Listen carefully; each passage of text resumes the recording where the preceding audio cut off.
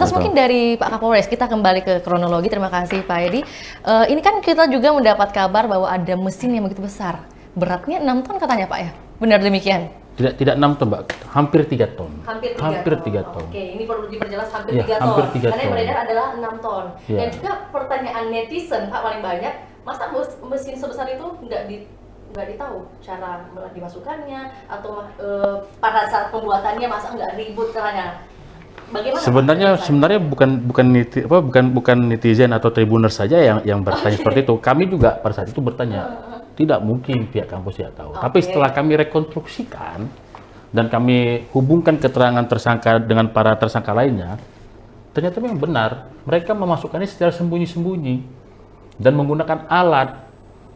Nah, pertanyaan saya waktu itu sama tersangka, alat apa yang kau gunakan?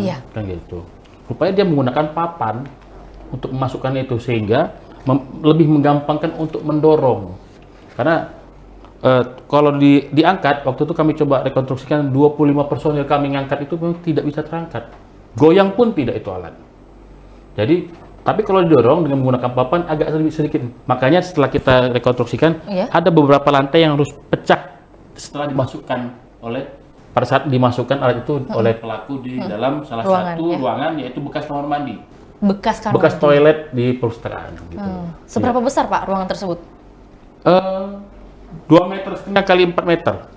Dan memang mesinnya tidak bunyi keras Pak pada saat karena pakai peredam Mbak. Jadi di dalam dindingnya gipsum, di dalam gipsum itu sudah ada gabus lagi. Kalaupun itu kedengaran, itu hanya kedengaran seperti samar-samar di dalam. Dan pada saat terdengar suara samar-samar itu ada beberapa pegawai staf yang menanyakan dan jawaban tersangka pada saat itu adalah kita lagi cetak buku. Dan buku itu akan kita tempatkan di perpustakaan ini. Jadi berhentilah kecurigaan staf pada saat itu. Itulah kenapa dengan leluasanya dia menggunakan tempat perpustakaan itu. Seandainya kalau misalnya di kantor lain mungkin orang agak curiga ya, misalnya di kantor staf kepegawaian dan lain-lain. Tapi karena memang perpustakaan itu berhubungan sama buku, jadi begitu alasan dia akan cetak buku, orang percaya bahwa itu adalah cetak buku. Padahal yang cetak adalah perpustakaan korelasinya buku. Betul, Mbak. Nah, itulah. Jadi makanya kewenangan dia disalahgunakan di situ. Itu.